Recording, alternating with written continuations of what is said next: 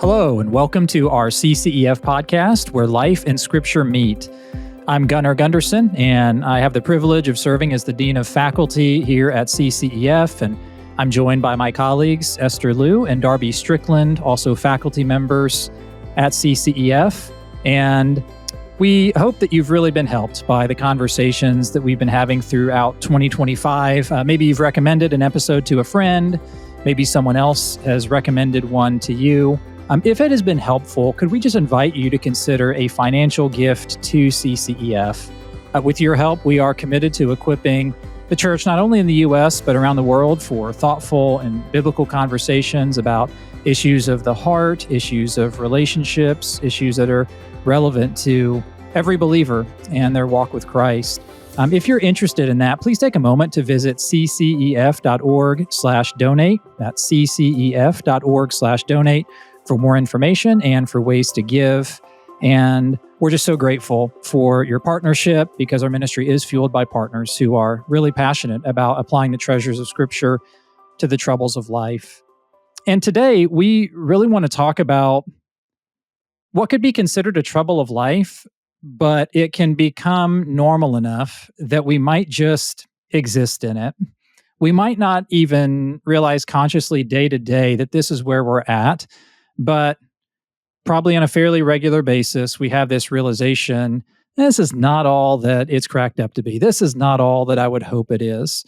What we'd like to talk about today is just when marriage seems stagnant or disappointing, distant, maybe disconnected.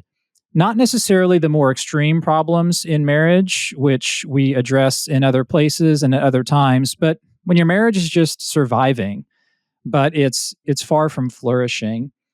So just to start out, what can it look like? What can it feel like when a marriage is stagnant, or when it's disconnected, or when it's just surviving?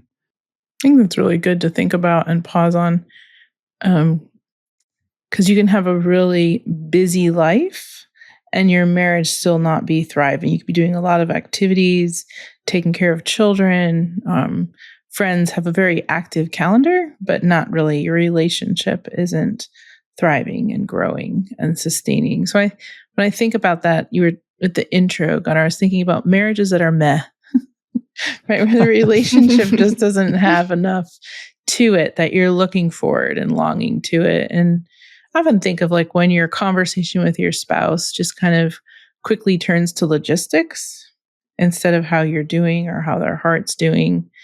Again, just places where conversation isn't going deeper, you're not feeling heard. I know a woman in my life often says when her husband's eating cereal and his loud chewing annoys her, it's a signal that there's something not right in the marriage. And it doesn't mean they had this huge argument. It usually just means that they haven't had time together. So when small irritations become large because the relationship is whittled down to smaller things than it should be. Darby, I really appreciated when you initially proposed this idea to our team to talk about. And I think one of the first things that came to mind when you proposed it was how often when we think of struggling marriages, we think of marriages that are high conflict, very escalated fights, constantly arguing, whatever that might be, or again, some of the more extreme issues that can come up in marriage that are very heart-wrenching.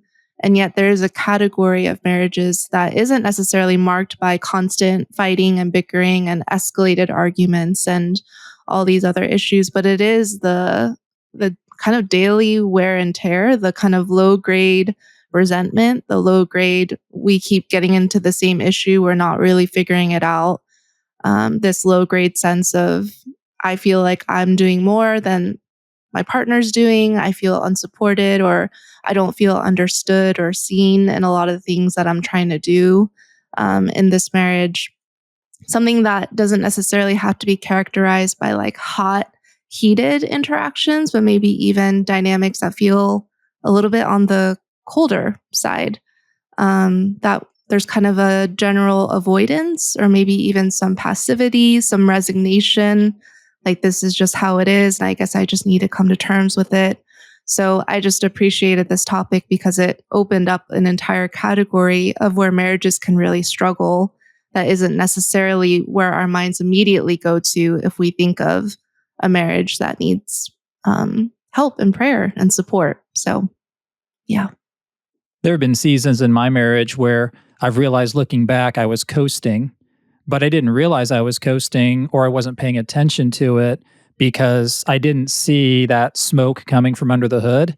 I didn't see this consistent conflict or these heated moments. And so I convinced myself that everything was good.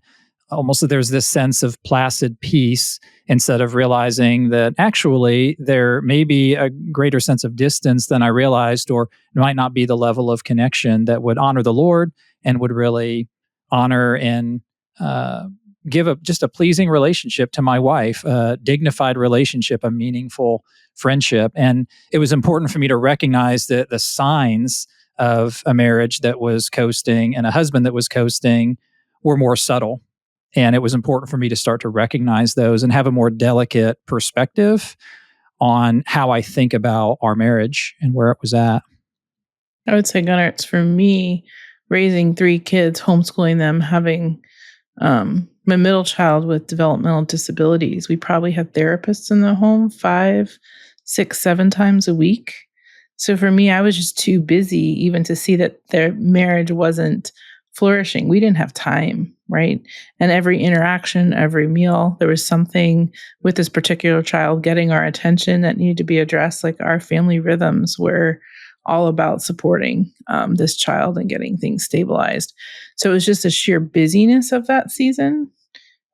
Just took it toll on us individually, but also corporately. And I don't think we couldn't look up, right? We were just both so drowning in what the Lord had placed us in, husband being in ministry at the time. The needs were everywhere, and it was really easy to think, forget to think, what does my spouse need from me? We've had similar situations when, for example, we had all teenagers and it felt like every night it was driving lessons or preparing someone for a job interview or attending an event or a game or having a significant emotional conversation about something relating to school or relationships or romantic interest. And it just felt like that was all consuming and there wasn't really any out from that, and you don't get any timeouts, it feels like, even though there are strategic small things that can be done. And so I remember seasons like that where there could be even an awareness that it's really hard to have the time and the space to be able to be together in the ways that we would like, or to work together on the things that would help our marriage grow deeper.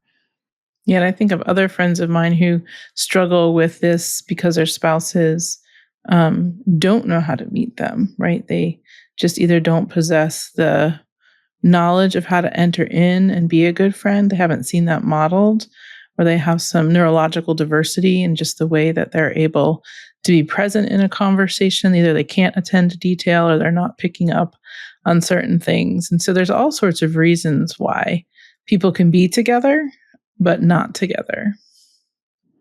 Can we talk about some different frameworks or lenses that can help give us a better perspective or a refreshed, renewed perspective on our own marriages, on our roles in those marriages, and how we can take small steps toward flourishing together in biblical ways?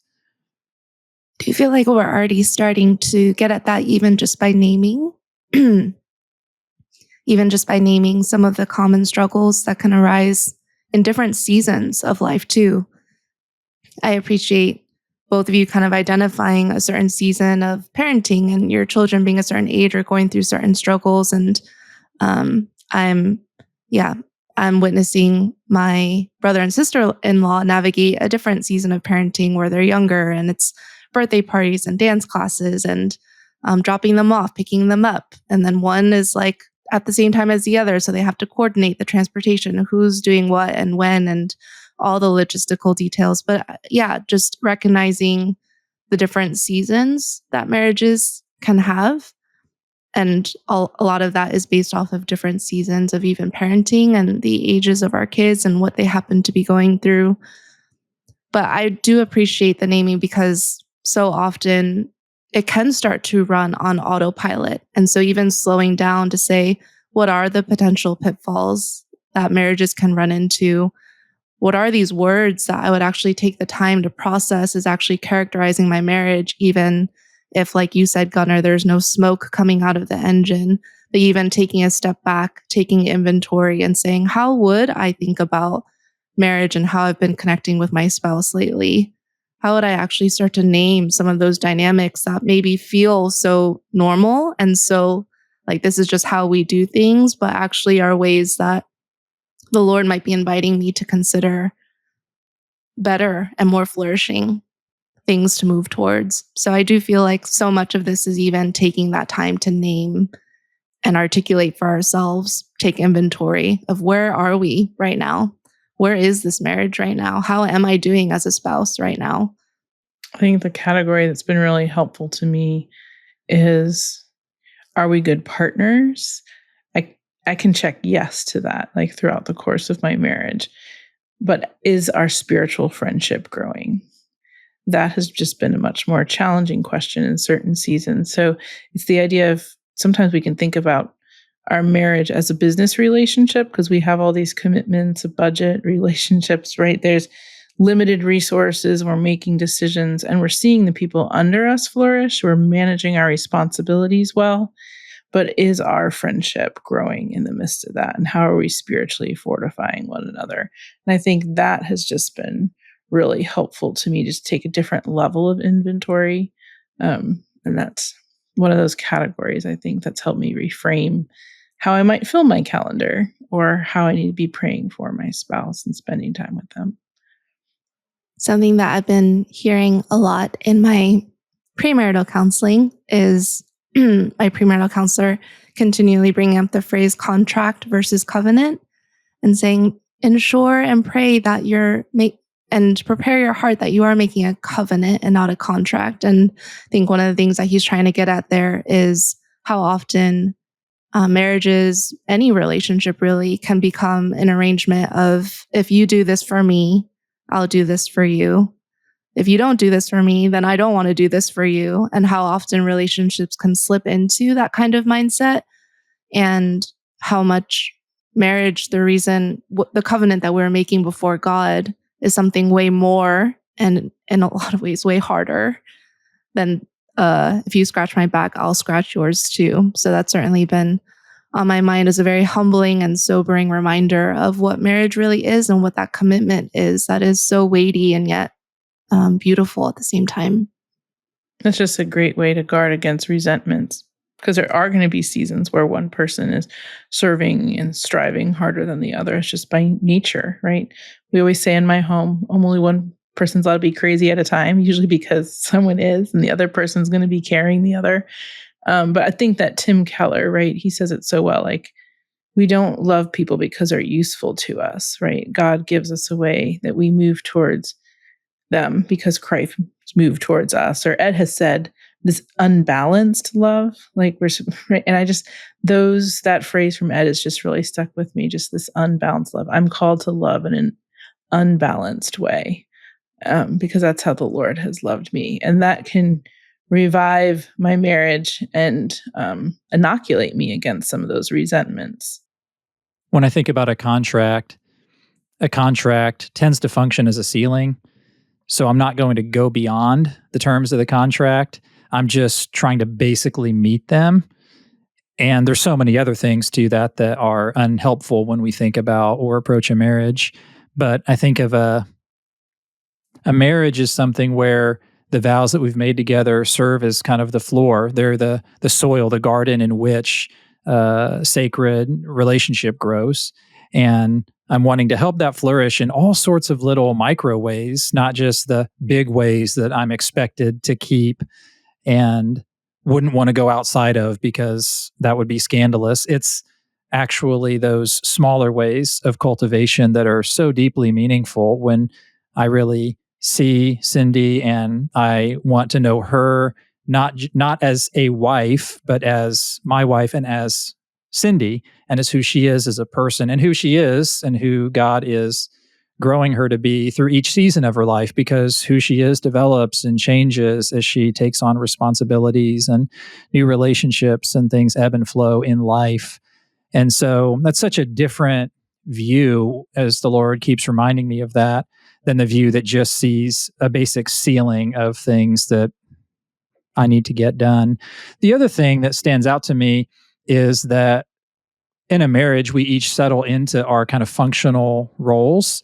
And I don't just mean really overarching, broad male and female roles, husband, wife roles in a marriage. I mean who we are in our personalities and the way that our home operates. And it just can become very easy for those to become the unspoken checklist of things that I basically need to take care of or do, instead of thinking of this as a special organic relationship. And as you said, Darby, a spiritual friendship where I want to be seeking her and loving her well and receiving her love well in ways that are not just bound by the typical ways that we do things.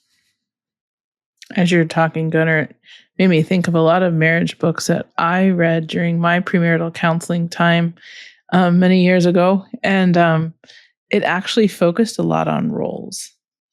And there was like a lot of negotiation about tasks around the home and all sorts of things, but what would your role be? And I think they just missed, I think we're different now when we look at the marriage books that are out now. We're looking at our spouse through a different lens as a person, that someone we're supposed to get to know and encourage and love and sacrifice for. But it's just, again, it's just so easy to reduce it to tasks or complacency, like what you're saying with myself, that this is just how I am, right? Versus who do I need the Lord to shape me into to bless my spouse. We don't typically think that. I know my husband loves Star Wars, and I really don't love talking about those movies with him. And he banters back the lines back and forth, and the kids are home, and I'm thinking, what's going to happen when they're all gone? I'm going to have to take up a love for this because it just brings him such delight, right? But it is those silly things that a friend would do that are just as equally important when you see your spouse take joy in something.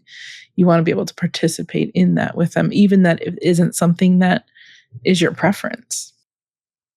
One of the best things about marriage is that I'm called to be a growing version of myself instead of a stagnant version of myself. And there's so many different areas of marriage where I could easily say, and I'm tempted to say, I'm just not strong in that by my own personality. That's not how I prefer to relate, or that might not be the activity or the thing that I prefer to do. But in doing it and in enjoying Cindy doing it and in really getting to know her, and I'm just exposed to so much more of life. And it's a blessing. And through her enjoyment of something, I'm able to enjoy it myself and enjoy her doing it. And it just expands who I am in a way that is actually very meaningful, even if before those moments, there can be a sense of, this isn't really me. But I'm grateful that the Lord isn't just leaving me. And I think that also really challenges me to continue asking, in what ways is God calling me to grow beyond where I am right now instead of just being stagnant?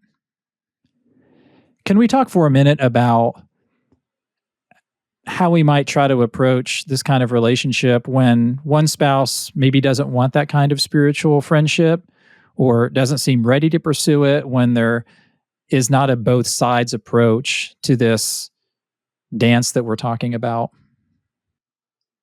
Yeah, I think one thing that's really helpful, having counseled a lot of women who say to me their marriage feels like a desert, or they're sharing a home but not a life with a partner, just reminding them of the deep, rich friendship they can have with Jesus. Not just that he can be the friend and is faithful to them, but also he knows what that unreturned love feels like. He knows what it is to walk among people who don't know him or understand him or draw him out. And that's just been really helpful, just to remember they're not truly alone. They can foster that friendship with him. And then I find it's just helpful to think about, is your partner unwilling or are they unable to? Like can't versus won't. And that can be a really painful process of discernment, right? Because we want to believe it's just a very painful process to discern which is the case. Do they not want to, or is there some weakness or a lack of capacity? And I feel like that process takes time. Just be asking the Lord and others in your life for wisdom to try to figure out what's going on. Why isn't this person joining in? And it is interesting or significant that regardless of what that reason might be, it's really important and helpful to discern what's underlying that, whether it's unwillingness or inability. Yet the end result of that so often is that experience of loneliness, that experience of, I would love a spiritual friend. I would love my spouse to be that person for me, but they're not, for whatever reason that may be. I've reflected so much of how difficult and maybe in some ways I want to say impossible marriage seems, in just the amount of courage and fortitude that's required to continue to move towards someone, whether those obstacles be it's out of my comfort zone. Gunnar, when you were talking about, trying to enter into someone else's world, even though that's not naturally how I'm wired, the amount of courage and vulnerability to get out of what's familiar and what feels like my strengths and what I prefer or what I feel like I'm good at, and to be willing to enter into a world and things and activities. And I don't know, I keep thinking of Ed Welch and his example of like his wife loves dancing, and the vulnerability of, if you're not a good dancer, but then your spouse loves dancing, it's not easy. And I think how difficult this really can be in practice and in actuality is so true. We could commit and want to move towards so many things for the good of our marriage. And yet so often what can be a barrier is, this feels scary. This feels vulnerable. This is out of my comfort zone. And just the hardship, the hardness of being able to continue to move towards and do those things that are costly feel impossible unless there is a really compelling reason to move towards that. And I feel like what's been really helpful in reflecting on different relationships where moving towards becomes painful is what you were saying, Darby, is that relationship with Jesus and knowing his relationship with us, and knowing that we are recipients of something that is glorious and beautiful and one-sided, imbalanced, where he moves towards us before we even move towards him, where he loves us even when we're a mess, even when we don't deserve. All of those things, all of those things that are embodied in Christ that we are recipients of. I feel like that's the only way that I can imagine for my own life and my own barriers in relationship that I can continue to move towards that, is knowing that someone has done that first for me.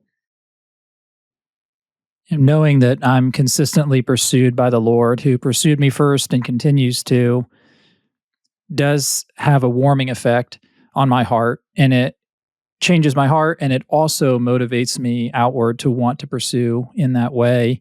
And if I could just say a brief word to any men who might be listening, I would just say I have found that many of our wives are waiting for or eager for or hungry for a more intentional pursuit and a greater proactiveness from us as husbands.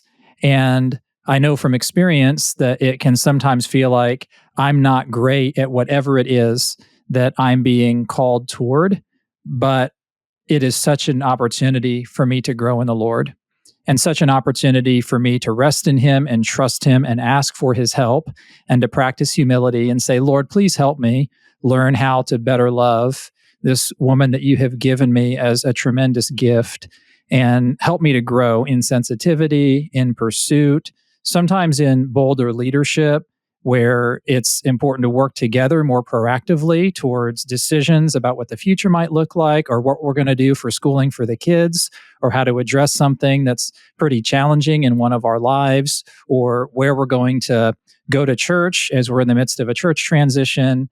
It could be a tenderness and a delicateness and a greater listening ear or more time spent. It could be a greater decisiveness and a healthy sense of assertiveness to say, hey, I want to work together in a more purposeful way that gives us together a sense of clarity about where we're headed or what we're doing. And those things are real acts of service, and they don't need to be and they won't be perfect, but it's important. And one thing I've learned in that process is that when I've sometimes tried to make changes because I realize that for myself, some changes are needed, there's times when I just haven't communicated that to Cindy. And I've just tried to start making changes, even small ones, like, oh, I'd like to have this kind of conversation, but we don't have the shared muscle memory for it. But I just start doing it.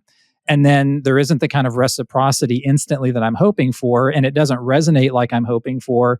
And then there can set in a sense of defeatedness or frustration that I'm trying, but it's not working. But what's happened is that the same music is playing and I just changed the steps to the dance and I didn't communicate that. And so I've learned that I want to change together with Cindy and for her to know what's happening as I seek to grow in some way. And that allows me to get feedback from her. Is that helpful? Is that less helpful? Can you help me understand your perspective on this?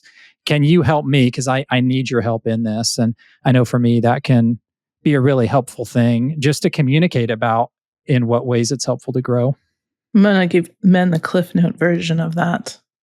Intentionality is really attractive.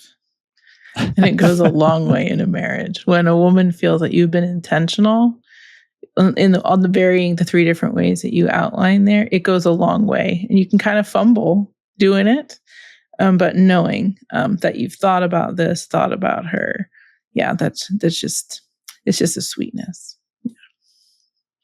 I think too, as you're talking, a lot of what the solution to the stagnation is changing the momentum, right? And it doesn't have to be these grand gestures or these, date nights, weekend getaways. It's probably more in those micro mercies or micro gestures of even just expressing gratitude for being served or serving in a new way, right? That just texting them encouragement or doing one of their chores.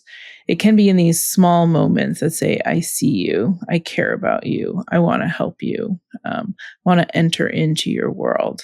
So I think oftentimes building a friendship is in the smaller moments, right? We can all think back to the friendships in our own lives. We didn't become friends with people instantly. It was shared experiences and shared memories. And those things, even in a marriage, need to adding those layers and thinking about them in small measures, which is less overwhelming than thinking, how am I going to start, add this to the list of all the other things we're trying to accomplish in our marriage. So I just think micro little movements, and that can be an encouraging way to break some of these things down. And over time, you'll see that friendship bloom differently. I know one man who said that he put it on his calendar to surprise his wife once a week. And it didn't matter what it was, big or small. He just wanted to surprise her in some pleasant way.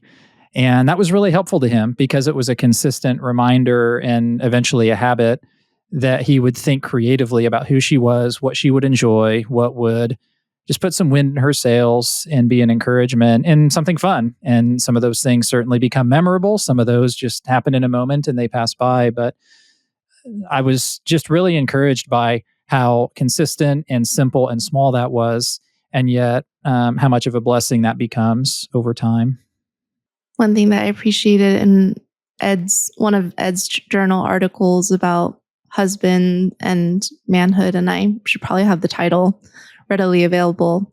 But I think one of the things that he said that I really appreciated, and I was like, okay, this is a baby step I can move towards. But he asked the question along the lines of, do I know how to pray for my spouse today? Or do I know how they want to be prayed for today? Just one of those things that grabs at how often marriages that become stagnant one of the things that can get lost in that spiritual friendship is curiosity. If you've been together for a while, or you feel like you already know them so well, or you already know everything that you can know about this person, and yet one of the things that can wane in the midst of that is curiosity, and continually getting to know the other person, knowing that they're growing, knowing that they're changing, knowing that, yeah, they're not the same person that they were 5 years ago, and maybe even a week ago, a month ago. And so that was just one of the questions that Ed Welch provided that just encouraged an ongoing curiosity of, I always want to be a learner. I always want to be asking questions to pursue. And one of the ways to know, do I know this person? Am I really pursuing them intentionally? Is, do I know what's on their heart well enough that I know how to pray for them today and this week? Just one of those concrete questions that I've appreciated reflecting on here and there. Could we talk for a minute before we close about the role of community and other people in our marriages in these seasons where we might realize that we are coasting or things have grown stagnant or distant? What is the role of community, and how practically might that play out? Yeah, I mean, God places us in churches. He places us in bigger families. Even our marriage oftentimes produces more people in it. And that's the multiplication of problems, but it's also the multiplication of resources. And I think oftentimes we want to be careful. Our marriages feel private, so we don't necessarily know how to reach out and ask for help, or we feel shameful in doing it. So it's like, yeah, how do we think about connecting to the broader body of Christ when you're things are feeling stuck? So yeah, I just encourage people to think of who in your church do you see has a relationship that you admire. Sometimes we can just even learn by watching. And then is there other people that we can move towards to say, tell me how you've navigated this season of your marriage when you were so busy. You don't even necessarily have to tell them what's going on in your home. You can just say, yeah, just saying, you guys have 3 kids and they're all in different sports. What is that? How have you guys maintained your relationship? So there's a lot of ways you can do it quietly, and just learn from others around you. And I do think there's wisdom in asking for concrete help as well. If, things are feeling stuck, you're particularly discouraged, your spouse isn't joining you on this venture of wanting to foster a friendship, then it's really wise to ask out, to turn to others and the Lord and say, I need some help here. I can certainly think of a lot of those situations where maybe the effort or desire to grow and deepen in the marriage is more one-sided, and witnessing how essential community is in those places, because it does feel so lonely. And a lot of times you just feel so stuck. Like, well, if I'm here and they're there, where do we go from here? And what do we do now? And so to have people who will enter in and pray with and for you and your marriage when it feels so stuck and can feel so discouraging, if this has been going on for a long time, certainly have experienced seasons of suffering and discouragement where it becomes hard to persist in prayer. You start to wonder, is God even hearing my prayers? Nothing is changing here. Everything feels stuck here.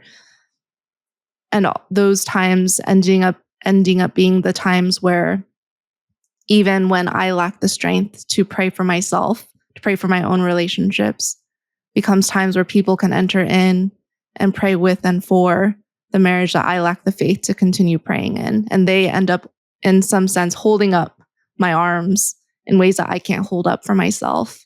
And so I see the role that community has played in some of those situations. I've felt more stuck and discouraging, and this one-sidedness or the lack of thriving has persisted for a while. And it doesn't feel like there's any hope at the light. There's no light at the end of the tunnel. There's no hope coming. That discouragement that seeps in after a while.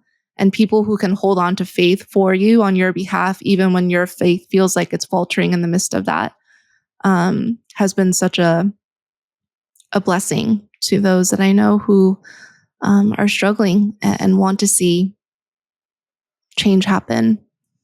I think the other thing that's related to that is having a community of people who will not just take your side of like, yeah, you're absolutely right, they're absolutely wrong. And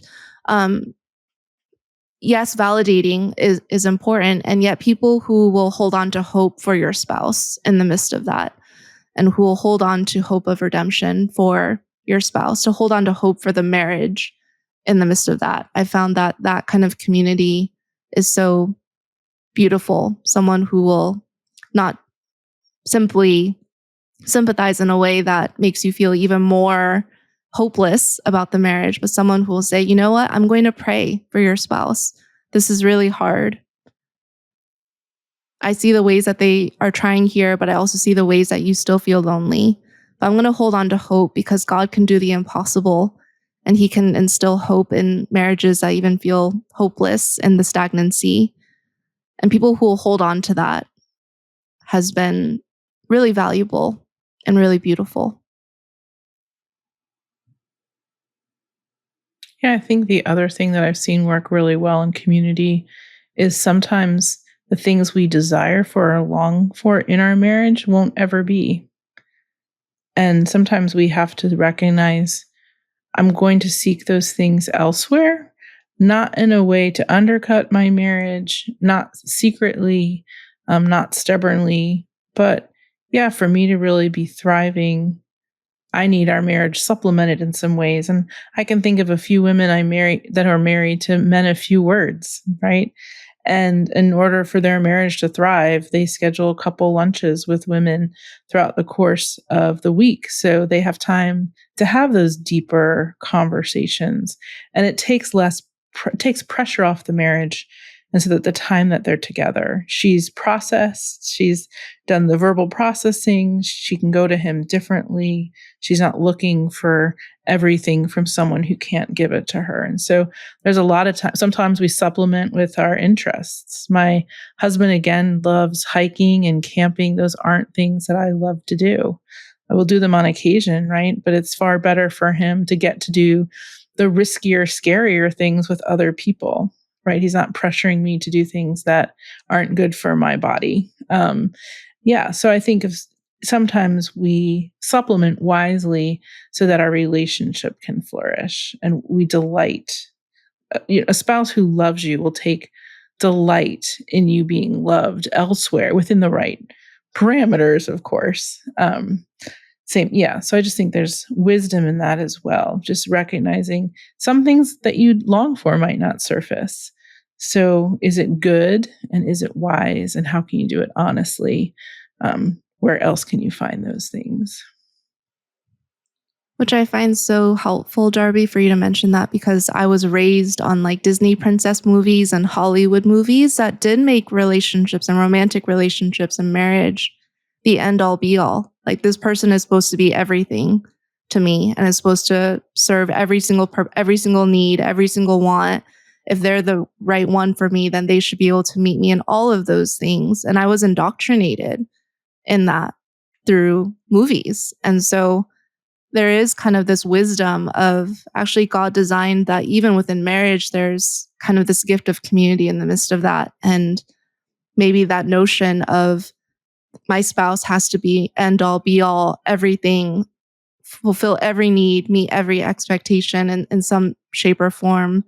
I've had to really unlearn that and embrace that there's a beauty in community, that even once married, it's not like it's just the two of us, but there is the body of Christ in the midst of that can supplement, like you said, or enter in really meaningful ways that give life to the marriage ultimately. So I appreciate you saying that. Esther, I love the note of hope that you shared earlier. And that's our prayer, that this conversation might just stir up a little bit of hope, that the Lord might grow your marriage if you're listening. And as we hope that he would grow each of ours. And we just are prayerful that he does that good work and that you can experience the joy of it. If there's 2 micro steps you might take, one could be that you walk away and you just pray one prayer to the Lord for yourself and your marriage. and that you take one step toward your spouse in a small way, whatever that might look like, in prayer and hope that the Lord might strengthen and make to flourish this relationship that He's made that is so sacred and so meaningful. Thanks for joining us. You will be strong and healthy forever. Essential to our caring for each other is we actually move toward each other rather than wait for somebody to move toward us. Every person is wrestling with those two basic problems: problem of identity, problem of evil, whether it's coming at me or coming from within me. What is so remarkable in how the Bible approaches people in suffering, fully cognizant that they feel He's far away, is over and over and over again. It says He's near.